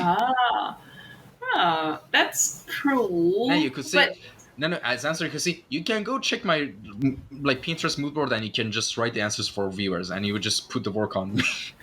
yeah. All of Yeah. this homework. Yeah, that's true. But yeah, I guess because sometimes Pinterest, there's another thing. It's so easy to keep scrolling for Oh, references. yeah, yeah, So it's yeah. like, Like, yeah. Jesus. Sometimes I have to limit my time there. Yeah, honestly, like Pinterest is my mood board, is my happy place. Honestly, sometimes I would just put music and just scroll down, look all of the stash. I actually made a play, like a thing called make a collection called Ramtin's Stash, and every day I get a lot of notifications saying someone saved something from your stash, someone saved something from, because it's actually the niche that I collected. I think is kind of popular now. Like in terms of like, there's solar punk, there's post-apocalypse, there's also greenery, there's architecture, there's hard surface, basically the stuff I like. And yeah, it's kind of like a nice mix. That Have you didn't ever answer heard your of? question, but yeah. Yeah. Wait a minute, you escaped it. Let's go back to it. Who's your favorite artist? Yeah. Well, oh Jesus, why can't I? Yeah, I'm sorry. Well, you gave two names just now. Yeah. You forgot one guy's name. Hmm? Uh, Oh wait, Yoji calling you Shinkawa. out. Wait, actually, Yoji Shinkawa. I really like Yoji Shinkawa's work. The concept artist Yeah, in Metal Gear Solid series. I okay. love his illustrations. I would love to like have one of his original works in my home someday. I'm not in my home right now. I rent a place, but you get the point. Um, I wanted to say something. I forgot. Oh, because you're talking about your Pinterest stuff. Have you ever heard of this website called Same Energy? I save something, right? Same Energy. So if I don't know if you, it's energy, but yeah, go on. yeah. So if you just if you like something, if you like an image, you can just drag it there, and it'll just collect the same similar stuff for you. Yeah, it's quite cool Interesting. actually. Yeah, it's interesting. A lot of Wait, someone's referred to me to a website called Save.me or something like that, and he told me that he uses in like he basically replaced it with Pinterest. oh, I've never heard of that, but I use Same Energy sometimes when I want to look Oh, for certain things. Yeah, is it an AI um, based thing? I think so. Yeah, Oh my god! Same About dot listen energy. about AI art. You also mentioned, there's this trend of meme that there's this app that turns any picture into like a landscape painting or something. Like there's a meme of it. There are a lot of that. Yeah, No. I know, but there's this meme where they take silly pictures of, for example, two like really muscular man kissing, or just a cat that's head's dipped in milk, and they turn it into a canvas and they make like a really classical music on it and say, "Oh my god, you love this picture!" And they show that reference picture that's actually based off. It's so funny, actually. That's one of my favorite things from AI art. AI art. AI is gonna be interesting. I wish Yeah. I live long enough to see it develop further. No, we Yeah, will. We will. We will. yeah, Fortunately, we have the time. interesting And times ahead. yeah. And what are you working on right now that you can tell us about? I mean, of course, there's always an NDA involved, but Yeah, yeah. if that's not the case, or even if there's an NDA involved, could you disclose with us like what type of project is it? I mean, just the bare minimum. I guess I can tell the projects that my studio has announced. We work on Street Fighter. Oh, Um, yeah. nice. And then Torchlight. We did work on Lord of Rings Golem. Um, Little Nightmares 2. That studio work stuff. Yeah. And for freelance stuff, I can talk more about that because it's an indie studio and they've been very open about the development.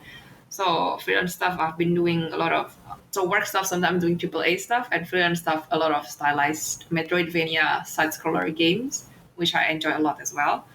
The game is gonna be called Cookie Cutter. They're a bunch of awesome people. So I was actually just in a meeting with them, and the meeting with them has always been at these like weird hours because again, all of the people are all over the world, right? One guy is in Canada, some guy is in the UK, some guys in Italy. So oh well, cannot make everyone happy. The time's gonna be always weird for someone. Um, so this game is really fun. It's Metroidvania, gory, but at the same time cute-ish. It's like pop punk, cute punk-ish as well. they're on Twitter. A bunch of wholesome people. I think cool people as well. So concepts. Most of the times I'm doing concepts. I used to do a lot of illustrations as well, but I realize I love illustrations for the challenges. Sometimes I'll take those gigs because I feel like I need to challenge myself. I haven't been doing illustration for a while. Because doing concepts, sometimes you don't necessarily have to do pretty images. You don't have to do pretty like things, right? Because it's just concept, depending on the purpose. Sometimes you just need to do some rough sketches and it's okay. But for illustration, a lot of aspects have to come to it. So I take those gigs before I do stuff for Flesh and Blood. That's the only thing I can mention right now. The rest still under NDA. But card games usually, or book covers. That's per usual. But the games, those are the stuff that I've been working on. So juggling a lot of different things, and I enjoy them a lot. Concepting, especially. Solving things, awesome. different things, yeah. And here's the interesting thing, because the Street Fighter's roster apparently got leaked yesterday or today. I don't know if you heard the news. Have you seen it? Yeah, I mean, I think I did. I don't know if it's mentioned in my office. If you're actually unsure, we can don't talk about this. Sorry. That's not. If you're worried about, sure. No, That's not. I can mention all of the names because they've been announced in my studio, pages before. Mhm. But other than that, I'm a bit worried mentioning more things. No worries. Yeah, you know how it works. No worries. Yeah. And well, what area besides the area you're working on right now, which is of course art and design and everything like that, would you be interested to explore and learn in the future? Like, I mean, basically, what other hobbies or interests you have, or goals you have in your ambitions you have in your life that you want to accomplish aside from art and stuff like that? I feel like I'm a bit greedy in terms of this because there are so many things that I want to do. And I enjoy I was actually talking to my sister the other day and I had this crazy thought, hey, you want to book a trip to Thailand for like 2 months or something and we train Muay Thai there? So it's something that I would really like to do. Maybe not this year, we'll see, sometime in the future. So it's something that I want to try to be more serious on, because this whole time is just a hobby, my escapism, I guess, or something that's just to keep me fit. But it will be cool to push myself more and see where I can go with it. Not professionally. I still need my limbs and hands to draw, right? So I can't be risking all of this. And probably surfing. So random. I tried surfing a few months ago and I really loved it. I took a few lessons. So if I have a chance, I would love to try more, I would say. But I don't live near the beach. I didn't grow up near one as well. So yeah, never really gotten a chance. Was never exposed to it. When I was exposed to it a few weeks ago, this is fun. I could see myself liking this more and more. Yeah. Awesome. Yeah, honestly, Yeah. I love sports basically, like surfboarding, snowboarding, sandboarding, like anything, skateboarding. I love basically, even one of my favorite games of all time is Sonic Riders, which basically revolves around hoverboard. I mean, that actually could explain my love for hoverboards as well in media, and I try to design them. But yeah, it's Oh, do you pretty skate fun. then? What? You skateboard. Yeah, skateboard, yeah. But there's not much skateboard parks near me, and yeah. Well, listen, when you're living alone and you're trying to like make it, as they would say, you don't really. If you want some sort of excitement, you would just do it quickly. You just play video game. And that's actually unhealthy. What I'm saying. Of course, I know it's kind of sounds fucking depressing. I know, but when you're when you're living alone, when there's no one around you to motivate you and stuff like that, you're like, who gives a shit? I'm just gonna play Valheim. But for example, if there's other people or a friend nearby, that you could go. But yeah, I mean that would kind of make it. But yeah, it's all But good. what about communities? Probably you can find some communities around you that'll be interested to do all of this. If you were in my place, would you do that? I honestly would, or I'm the kind of person that like to explore alone, so I would do You it. probably do it, yeah. Yeah. I would really seriously like those surfing classes I sign up. I went alone. The Muay Thai classes I just go alone because sometimes I ask my friends they don't want to go. They're not a fan. So I'm not gonna wait for someone else. I'll just go. Hmm. Yeah. But yeah, different people. Maybe you need some external motivation, right? Which is okay too. You just need to find that external motivation. Yeah. Yeah. And well, we've reached the final section of the podcast and final question, which is called final words. And all right, I'm just gonna cut to the point and explain in a scenario what it means, because whenever I try to explain it to someone, they get confused. So I'm gonna ask you like this: imagine you're in a spaceship, very in a space shuttle, all right, and you're locked in a pod and you're about to get ejected into the space. Okay. All right. Wow.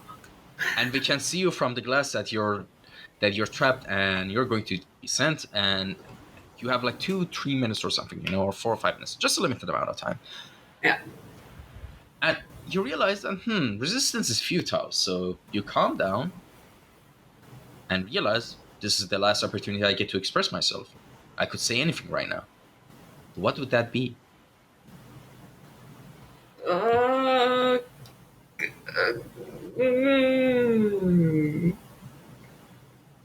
Take your time. Sorry. Pineapples are not meant to be on pizza. Okay, no, no. This is gonna start a whole new debate. I guess just a simple one. Work hard, be kind, be humble. That's it.